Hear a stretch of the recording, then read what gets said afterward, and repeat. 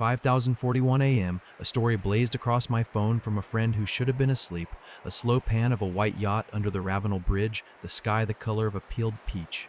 My wife, Britt, stepped out of a lower cabin behind Cole, her Pilates trainer turned Sea Retreat legend. 10 seconds later, Britt texted me, "Rough water, everyone stayed in their own cabins." I stared at both truths at the same time and heard something in me split like wet rope. I'm Owen, 40, a surveyor in Charleston. I spend mornings walking lines through marsh and subdivision, putting flags where coordinates say yes and no. I like lines. They tell you what belongs to who and how much, and they don't care if you had a bad day. Britt teaches Pilates. She's the kind of flexible that makes people clap in their heads. A few months back, she started sunrise sessions on the water with Cole. He's a former Coast Guard guy with a scar over his eyebrow and a boat captain's grin. Around here, he's famous for making people feel brave in photographs. They do retreat weekends, which is a big phrase for renting a yacht, doing breathwork on the bow, and selling the idea that your life will change if your spine curves against the sunrise just right. We have a 9-year-old son, Jonah, who knows every shrimp boat by name and thinks dolphins wave at him on purpose. When Britt's retreats started taking over weekends, he stayed with me. "Seasick," Britt would say after, pale and dramatic. "I need a day to recover. I believed her the way you believe the weather, half the time, and only because arguing with a thunderstorm is dumb." That morning, after the story burned through me, I looked at Jonah, sleeping like a starfish. I put coffee on and sat at the kitchen table where the wood is scarred from homework and salt. My phone buzzed again. Another text from Britt. "Practice at 7, I'll probably sleep through." Like she was on a couch, not a boat. My hands did a thing. They opened the health app Britt made me set up for our insurance. Couples share steps and heart rates now. It's one of those modern kindnesses that can bite you. Her graph for last night was a mountain range, flat until 2058 a.m., then a sharp climb like a rocket, peaking around 30 full, settling at 3037. I know what a workout spike looks like. I also know what it looks like when you're not asleep. I closed the app and stared at the wall. A painter we hired once said the light in our kitchen holds on. It held on to me while my stomach turned. On the counter, 3 new stainless thermoses lined up like soldiers next to a yoga mat that cost more than my truck payment. 2 designer swimsuits draped over the chair backs, still damp, black and expensive, tags snipped clean. She'd said sponsors gifted them. Sponsors don't gift receipts, but our joint card had a charge from a boutique on King Street with too many vowels in its name. The story kept rolling on my phone for 24 hours, and then it was gone, like stories do, except I'd saved it before it could evaporate. 10 seconds. Britt's hair in a low knot, Cole's hand braced above the hatch because the boat rocked. They weren't touching, they also weren't strangers. By 8, Jonah was up and hungry and the sky already belonged to the heat. I flipped pancakes and listened to him talk about a crab with one big claw he'd seen near Shem Creek. When he went to put on socks, I sat back down and looked at the boat again. You can track vessels in an app the way you track storms. AIS, they call it, a simple signal boats send so they don't bump into each other in the dark. I'm good with maps. Coordinates calm me. The yacht had gone out through the harbor and loitered near Fort Sumter at 3 in the morning, then turned for deeper water, then drifted, then crept back in the gray time just before dawn. Retreats don't usually include drifting at 3 a.m. unless your retreat is something else. I told myself to calm down. I told myself it might be innocent. I told myself a lot of things that tasted like someone else's mouthwash. Then I wiped syrup from Jonah's face and drove him to soccer on James Island, where the grass is greener than truth. On my lunch break, I drove down to the marina on the Ashley River. I didn't tell myself I was there for a walk. I told myself the truth. I wanted to see who came off that boat. The marina smells like pluff mud and money. Pelicans glide like they own the air, and men in polos practice whistling for dogs they don't have. I walked past the fuel dock, past the little shop that sells rope and sunglasses and dreams, and I stood where the shade from the bridge slid over the water. "Hey, Owen." Ruiz, the dockmaster, nodded from his golf cart. "He's a barrel with a heart and a whistle on a lanyard. I've done odd jobs down here on weekends measuring pilings, marking slip edges before they dredge." "Morning," I said. "You waiting on someone or pretending you're about to buy a boat?" He grinned. "Bit of both," I said. "I'm not a liar by nature. Today my mouth tried it anyway." "Y'all surveyors," he said, "always counting something." I smiled because he meant it kindly. The yacht, white and smug, slid in around 1. Cole stood at the stern, lines coiled in his hands. He looked the way men look when they know everyone's watching and they like it. Britt came out after the bumpers hit rubber. She wore sunglasses too big for her face. When they stepped off, Cole hugged her with one arm like a teammate. Her hand went briefly to his back, 2 fingers, a small map drawn without thinking. I could have stepped toward them. I didn't. I watched them walk past the sign with the rules everyone ignores. Ruiz tipped his cap. Britt clocked me in the corner of those big lenses. Her mouth didn't change. Her shoulders did. At home, later, Jonah and I spread Legos on the rug while Charleston did its afternoon thunder thing. When he wasn't looking, I opened Britt's watch app again. Peaks at night. The app doesn't say why you go from 68 beats per minute to 130 in 12 minutes. It just draws the mountain. When she came through the door near sunset, she smelled like salt and hotel shampoo. She kissed Jonah's head and my cheek and asked what was for dinner the way normal people do after normal days. She put her bag down and a pair of heavy glass tumblers clinked inside. We don't own tumblers like that. I know because we break the cheap ones and don't replace them. How was it? I asked, still arranging pretend windows on Jonah's Lego house. Wonderful, she said, rolling her shoulders. Choppy, but in a good way. Everyone had a breakthrough on the bow. I'm dead. She opened the fridge and drank orange juice from the carton like a teenager.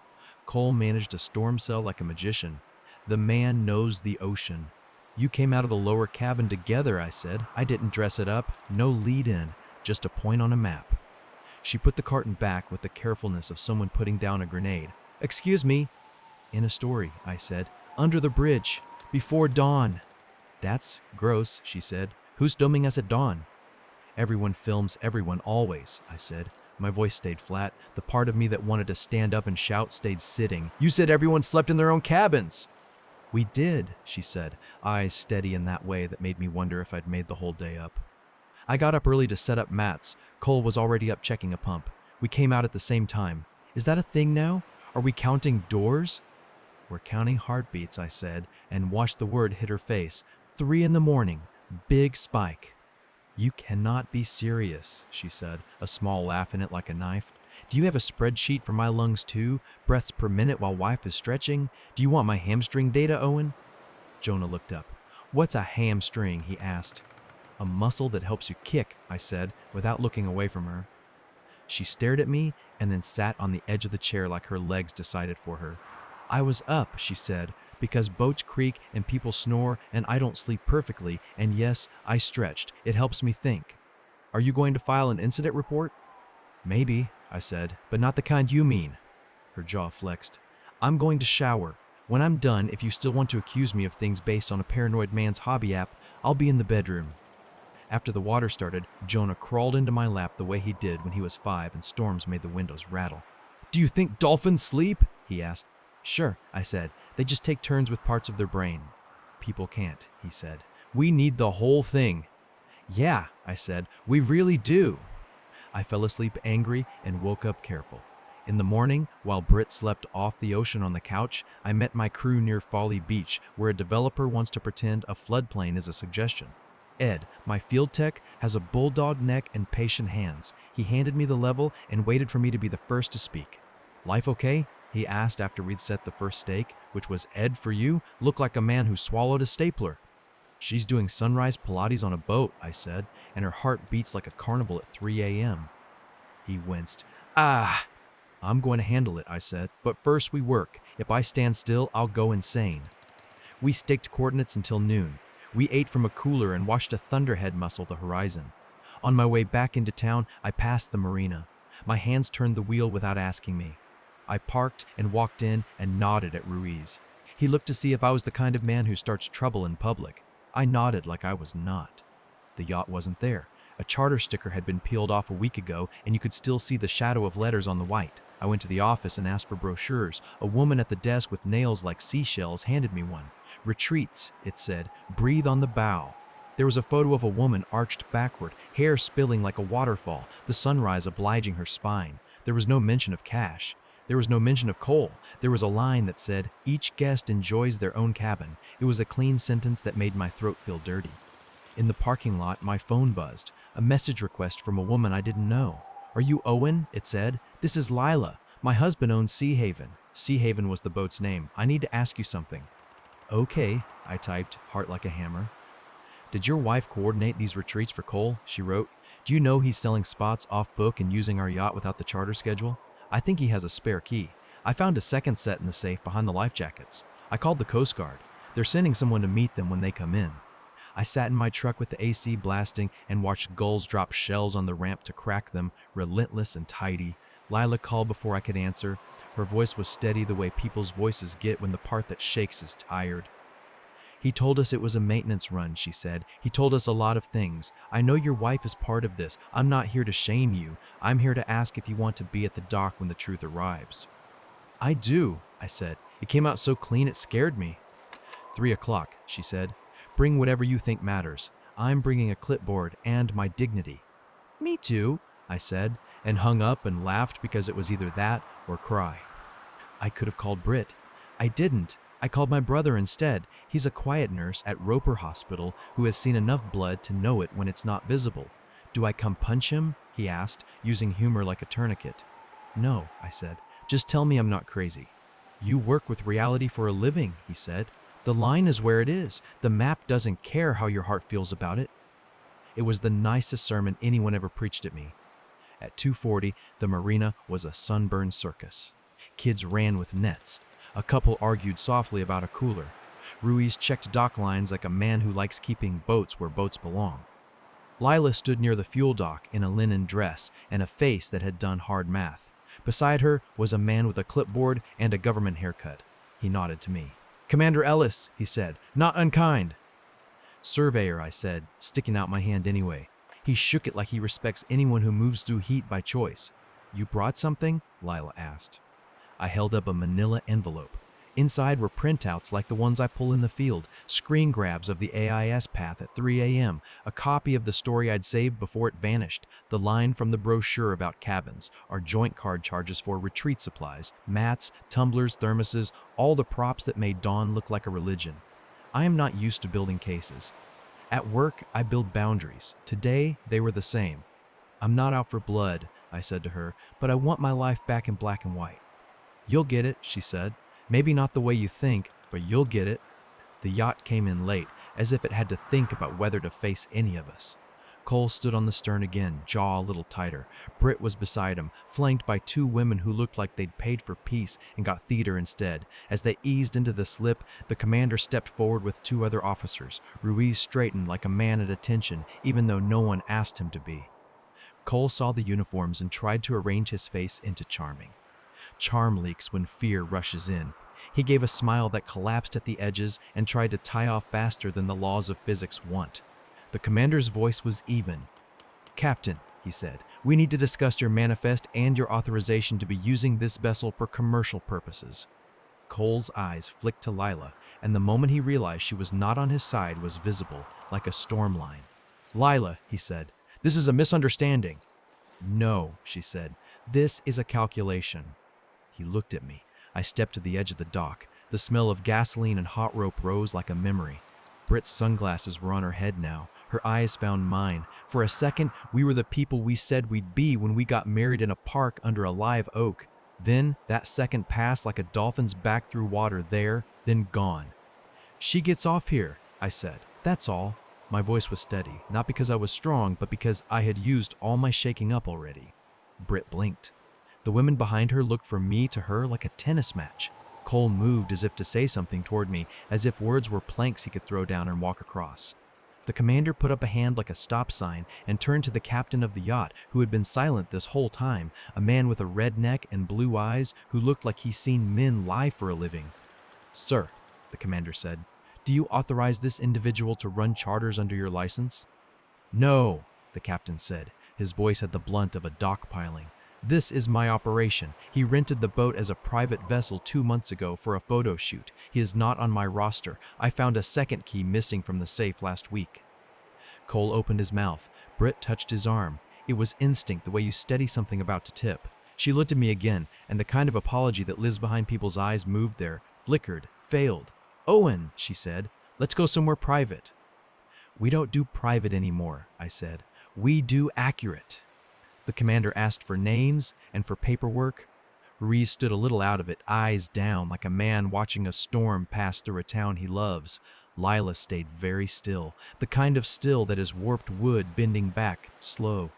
When the first guests were escorted off, Cole tried to make the boat an island with his voice. "Folks," he said, "we're going to clear this up. It's a licensing technicality. Please leave your reviews as planned. We'll comp a future sunrise." No one laughed. One woman rolled her mat so tight it squeaked and clutched it like a life ring. Britt stepped onto the dock. For the first time in months, she looked small. Not the kind of small that asks for pity. The kind of small that happens when the huge thing you were leaning on disappears. "I need to get my bag," she said. "Leave it," I said. "You can get it later. For now, we're going to see a mediator, and we're going to draw a map for Jonah's life that doesn't include lies that smell like salt." She swallowed. "Are you divorcing me in front of a Coast Guard officer?" she whispered. "I'm not doing anything to you," I said. "I'm doing something for me, for him." She looked like she wanted to spit the word him back at me, as if Jonah were a shield and I was holding him wrong. Instead, she nodded once, sharp. "Okay," she said. She tried to touch my arm as she passed. I took a step back. It wasn't cruel. It was a boundary. People like me only look rigid to those who need blur. I handed the envelope to the yacht's captain. "This has the AIS tracks, the social media clip, and the shared expenses we paid for, retreat supplies that ended up being used here," I said. "I printed the brochure too, the one promising private cabins. My words were nails in a deck. You could walk on them." "Appreciate it," he said. "We'll handle our side." The commander took down statements, and they spoke in those long, quiet sentences that official people do when they're building a wall they can stand on later. It wasn't a movie. No one was handcuffed. No one yelled. Sometimes justice is not fire. Sometimes it's ash. I drove home on the old bridge because I needed the older view. Jonah was at my sister's, working on a cardboard fort with his cousin. The house was very, very clean, and that way that means you were ready for a fight and didn't get the fight you trained for. I put a kettle on. I'm a coffee man, but tea felt like a thing that restores without buzzing you to pieces. I put out a plate and a napkin and a cup for a son who runs on peanut butter and curiosity. When I set the spoon down, I felt steady for the first time in a month. Britt came by later to pack a bag. She stood in the doorway like a weather system that couldn't decide if it was going to keep moving. "You didn't have to do that at the dock," she said, too soft to be cruel. "I didn't have to," I said. "I chose to. There's a difference." "I was coordinating," she said, as if changing the word could change the weight. "I never—" "Stop," I said. "Even if I believed you, it would still be wrong. You used access that wasn't yours. You told me seasick when you meant hungover on attention. You told me everyone slept in their own cabins when I had the map in my pocket that said otherwise. You know what I do for a living." She nodded with her mouth and shook her head with her eyes. "I miss when we were easy," she said. "That was before you learned how to bend without breaking," I said. "Before you learned you could use words like retreat to make mistakes sound like medicine." She looked at the table. "I'm sorry," she said, and for a second it sounded like she meant the verb, not the performance. "I got caught up. He made me feel like I was building something instead of just arranging things." "You were arranging keys," I said. "That counts." She hissed a tiny laugh and wiped at her face like she was erasing herself from a mirror. "Will you ever forgive me?" "Forgiveness is a place," I said. "I might drive there. I'm not giving you a time of arrival." She left with a suitcase and a list of times she'd pick up Jonah and the kind of look you give a house when you don't know if it's yours anymore. After she pulled away, I sat on the front step where the concrete holds heat like a blanket and called a lawyer. Her name is Reed, and she talks like a person who knows what words cost. I told her I wanted out and I wanted our debts to be a chalkboard I could wipe clean. She said, "We can do fair." I cried for exactly 8 seconds, then stopped because the kettle screamed, then stopped because the kettle screamed. In the weeks after, paperwork did what paperwork does. It made love look like math. Lila texted once, a photo of a key ring with 3 fobs on it and a caption that said, "Back where they belong." Cole went quiet in the way men go quiet when light finds them. A friend told me he advertises land retreats now, hiking mindful miles. Good for him. I wish his miles long and hot. Britt and I sat in a small office with calming watercolors and a mediator who said words like structure and predictability. We made a plan with boxes for pickups and drop-offs and circles around soccer practice and check marks next to piano. We talked about school events and Halloweens and how to talk to Jonah about truth without breaking his heart. I said I'd take the mortgage. She said she'd take her classes. We sorted the few things that felt like valuables into piles that felt like memories, and we didn't fight about the plates. When we told Jonah, I used the voice I use on job sites when a guy loses his temper, and I need him to hear me anyway. Buddy, I said, Mom is going to sleep at another place some nights. You're going to have a calendar like mine, with colors. We're going to make sure your toothbrush lives everywhere you live. He thought about it. Do dolphins get divorced? He asked. Probably not, I said. They can leave when they want, which is not the worst idea. He nodded like he understood something big and took my hand on the way up the stairs. Can we measure the backyard tonight? He asked. That's his word for walking after dinner, counting steps between the pecan tree and the fence and pretending we're marking a new parcel. I like when the world is numbers. Me too, I said. I kept my mornings. I took my coffee out to the porch and listened to a city that wakes up to gulls and garbage trucks. I drove to sites and put flags where truth says they go. I felt dumb some days, and old others, and on a few surprising mornings, I felt like a new map had been unfolded on my kitchen table, and I could live with it. The first time I laughed, really laughed, was when Jonah told me his Lego boat needed a permit, or the Coast Guard would come with tiny clipboards. I laughed so hard the dog barked. A month later, Ruiz called to ask if I could mark some pilings for a new tenant at the marina. Come early, he said, before the heat kills us both. I went at 6. The water was gold, in that low way that makes even ugly things look blessed. We worked quiet. A dolphin surfaced once, snorted, went under. I didn't take a photo. I don't need proof of everything. When I finished, I stood at the end of the dock where I'd said the thing I needed to say.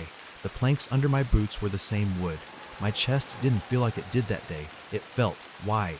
I traced the edge of the slip with my toe and thought about lines. We pretend they're a prison. They're also a promise. You draw a line so you can live on one side of it with your whole weight. I won't tell you I'm healed like a commercial. I will tell you I sleep. I run the Cooper River Bridge at sunrise sometimes, not because I'm chasing ghosts, but because the view makes my ribs feel like windows. I take Jonah to fish under the pier near Shem Creek, and we let most of what we catch go because we like the act more than the result. When Britt drops him off, we exchange logistics like weather. She looks at me like she wants something she can't name. I wish her mornings with truth. The day my divorce papers came through, I took the afternoon and went to a job on John's Island where a live oak shades half a yard and the other half is a swamp pretending to be a lawn. I put stakes where the line is. The client tried to bargain with me about the one that cost him 6 feet. I showed him the plat and the numbers and he sighed and shook my hand. It is what it is, he said, and I didn't correct him with something sentimental. Some days you let dumb phrases be right. On the way home, I stopped by the water and watched a tug pull a barge past the battery. Workhorses, those tugs. No glamour, all torque. Something like joy moved through me, low but real. Not revenge, not triumph. Relief. I had taken the mess and made a map. I had taken the zeros and lined them up. When I got home, Jonah was on the porch with my sister. He jumped into my arms like I'd been gone a week. Can we measure the world? He asked. We can try, I said. If you were me, would you have said it at the dock the way I did, with uniforms and strangers around, or waited for a quiet room that might have swallowed the truth whole? Where's your line between privacy and safety when someone uses keys that aren't theirs and calls it a retreat? If this hit you, tell me how you draw your coordinates. Like, comment, and subscribe for more.